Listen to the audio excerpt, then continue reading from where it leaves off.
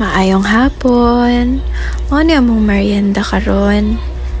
Nagi-prepare ni mother. Fried potatoes o pico. So nagbukal-bukal na ang latik.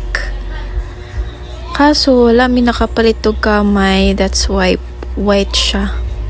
Dili kay siya dark. Yan among pilit.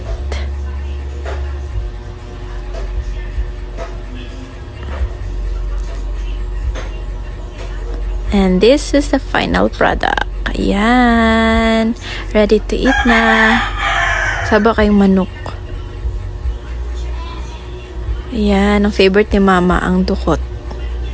Dukot na part. O si Klausie. Tilawan na nato. Kung 10/10 ba siya. Wow. Yummy.